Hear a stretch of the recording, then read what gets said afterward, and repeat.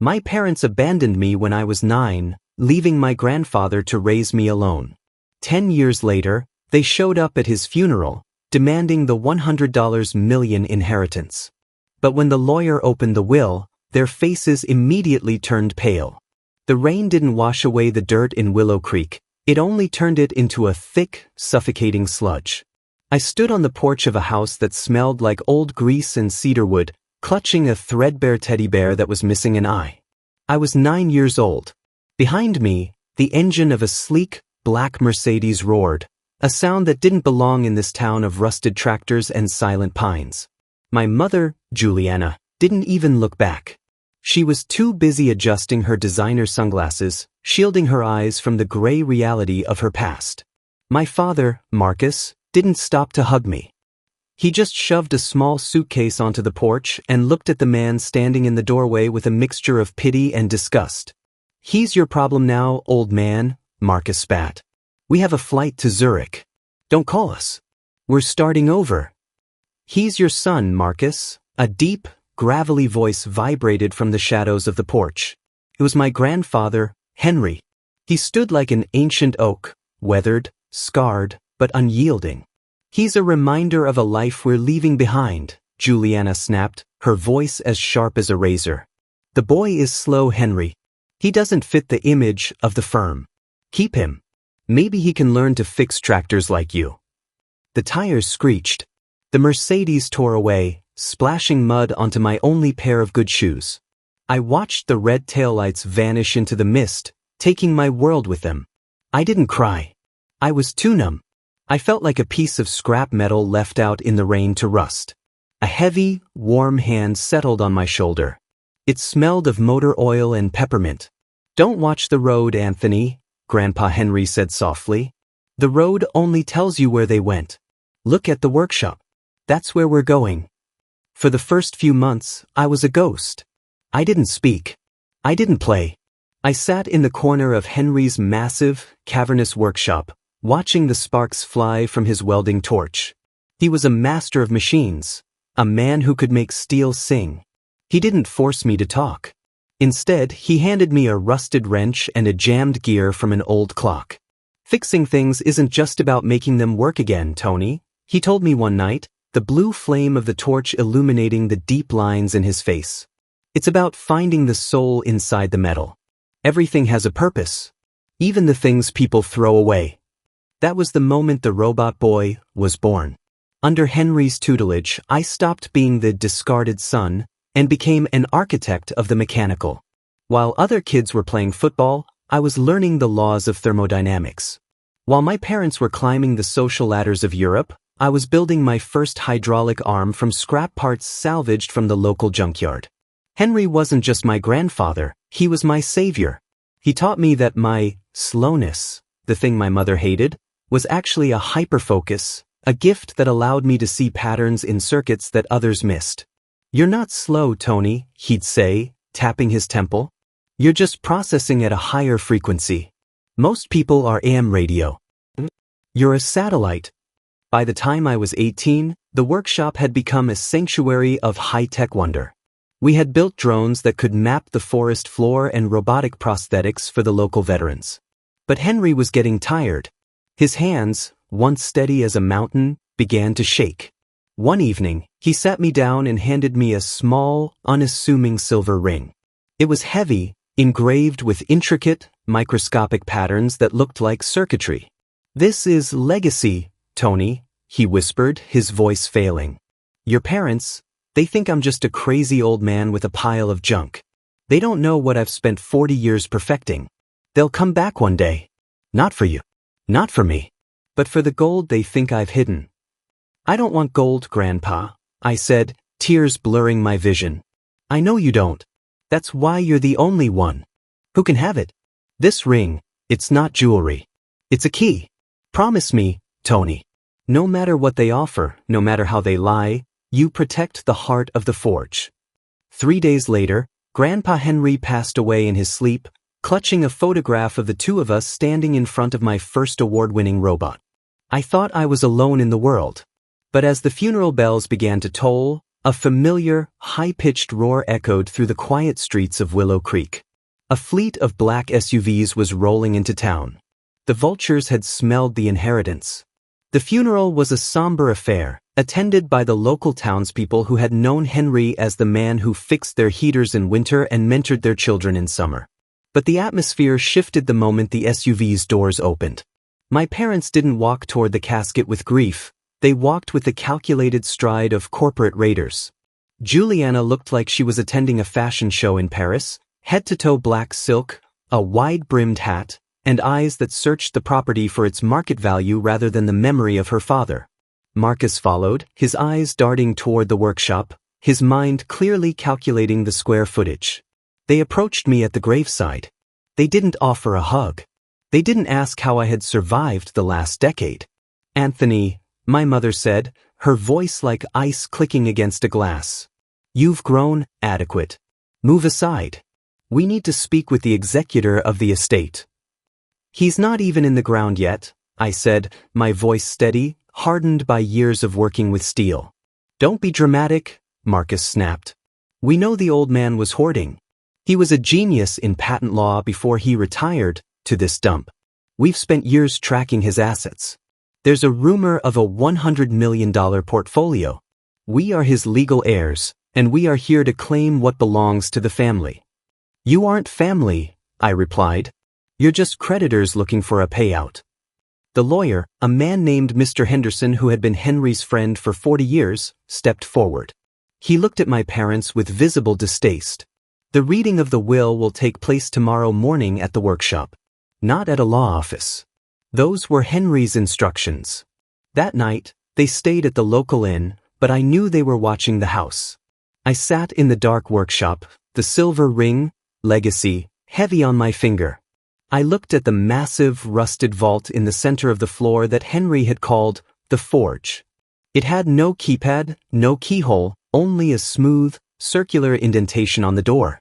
The next morning, the air was thick with tension. My parents arrived with 2 high-priced lawyers from the city. They looked around the workshop, sneering at the grease-stained benches and the prototype robots that sat like silent sentinels in the shadows. "Let's get this over with," Juliana said, tapping her manicured nails on a workbench. "We've already prepared the paperwork to put this land up for auction. Anthony, we'll set up a small trust for you. You can go to a trade school or something. Just don't get in our way." Mr. Henderson cleared his throat and opened a leather-bound folder. "To my daughter, Juliana, and my son, Marcus, I leave the sum of $1 each. Along with a reminder, gold is heavy, but a cold heart is heavier." The silence that followed was deafening. Then, Marcus exploded. $1? That's impossible. He was sitting on millions. He had patents for renewable energy, for automated systems. "Where is the money, Henderson?" "The remainder of the estate," Mr. Henderson continued, ignoring the outburst, "including all physical property, intellectual patents, and the liquid assets totaling $102 million, is left in its entirety to my grandson, Anthony." Juliana's face turned a ghostly shade of white before twisting into a mask of pure rage. "This is a joke. He's a boy. He's not mentally capable. We'll sue. We'll break this will in a week." "There is a condition," Henderson said, his voice rising. "The assets are locked. Henry developed a biometric and cryptographic security system that even the NSA couldn't crack. The account is right here in this room. To claim the inheritance, the heir must prove they possess the heart of the Forge." My parents' eyes locked onto the massive vault in the center of the room. "The vault," Marcus whispered, his eyes gleaming with greed. "It's in the vault." He rushed toward it, trying to pry at the edges with a crowbar he found on a bench. "It won't open. Anthony, tell us the code. If you give us half, we'll let you keep the house. Think about it, $50 million. You could buy a new life." I looked at my father. I saw the same man who had left a 9-year-old boy on a porch in the rain. I saw the woman who had called her own son slow because he didn't fit her image. "I don't want a new life," I said. "I like the one Grandpa gave me." I walked toward the vault. My parents tried to push past me, but I stood my ground. I felt the ring on my finger begin to hum, a faint, ultrasonic vibration that only I could feel. "Get out," I said. "We aren't going anywhere." Juliana screamed. "That money belongs to us by blood." "Then watch," I said calmly. I stepped up to the vault. I didn't type a code. I didn't scan my thumb. I held up the silver ring. As I pressed the ring into the circular indentation, the workshop came alive. It wasn't just a vault door opening. It was a symphony of engineering. Magnetic locks disengaged with a series of heavy thuds that shook the floorboards. Blue light began to bleed from the seams of the door, tracing the microscopic circuits I had seen on the ring. My parents stood frozen, their greed momentarily replaced by genuine shock. The vault door didn't swing open. It recessed and slid into the floor. Inside wasn't stacks of gold bars or piles of cash. It was something far more valuable. The room was filled with server towers humming with a soft, ethereal glow. In the center, a holographic display flickered to life. It was a pre-recorded message from Henry. "Hello, Tony," the hologram said, his voice as warm as I remembered.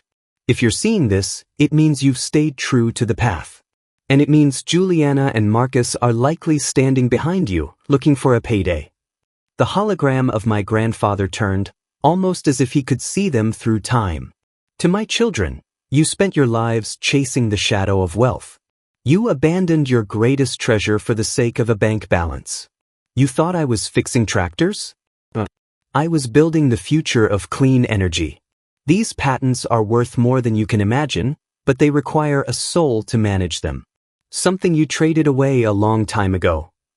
He looked back at me. "Tony, the 100 million is just the beginning. It's the seed money for the vision we discussed. The workshop isn't just a shop anymore. It's the headquarters of the Henry's Hope Initiative. The world needs your mind, Tony. And it needs your heart. Turn it off." Marcus yelled, lunging for the servers. "The patents. We just need the digital keys. Henderson, get the lawyers in here." But as Marcus stepped across the threshold of the vault, a red light flashed. A mechanical arm, one I had helped Henry design years ago, swung down from the ceiling, blocking his path with surgical precision. "Access denied," a synthetic voice boomed. "Anthony, stop this." Juliana pleaded, her voice shifting into a fake, sickly sweet tone. "We were wrong to leave you. We were under so much pressure. We can be a family again. Think of what we could do with that money together. We could live in London, New York. You'd never have to touch Greece again." I looked at her, really looked at her. I realized I didn't feel anger anymore. I only felt pity. "You're right, Mom," I said. "I don't have to touch Greece again. But I want to. Because Greece means work. Work means purpose. And purpose is something you'll never understand." I turned to Mr. Henderson. "Is the paperwork ready?"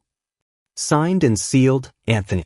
The moment the vault opened, the ownership of all patents and funds transferred to your name. Your parents have no legal standing. In fact, Henderson smiled grimly, "There's a clause." Henry left a detailed log of the abandonment and the lack of child support over the last decade. If they try to sue, we countersue for 10 years of back payments and emotional distress. It would bankrupt them both. Marcus and Juliana looked at each other. The realization finally sank in. They had lost. Not just the money, but their dignity. They had come to a funeral to steal from a dead man and a forgotten son, and they were leaving with nothing but a $1 check. "Get out of my grandfather's house," I said. They left. No dramatic goodbye, no final apology. They crawled back into their black SUV and drove away, disappearing into the mist just like they had 10 years ago. But this time, I didn't watch the taillights. 15 years have passed since that day. The old workshop in Willow Creek is now the center of a sprawling campus. We don't build weapons and we don't build toys for the rich. We build Henry's Hope, advanced, low-cost robotic prosthetics and water filtration systems for communities that have been forgotten by the rest of the world. I am no longer the robot boy. I am the CEO of a foundation that has changed the lives of thousands. But if you walk into the very center of the campus, you'll find a small, weathered wooden building. It's the original workshop. I keep it exactly as it was. The smell of cedar and motor oil still lingers. Every year, on the anniversary of Grandpa's passing, I go there alone. I sit at the bench where I fixed my first gear. I look at the silver ring on my finger. I never spent the 100 million on yachts or mansions. I spent it on people. I spent it on kids who were told they were slow, or discarded, or broken. I gave them a place to find their purpose. I heard from a private investigator a few years ago that my parents lost everything in a bad tech investment. They live in a small apartment in the city now, still bitter, still blaming everyone but themselves.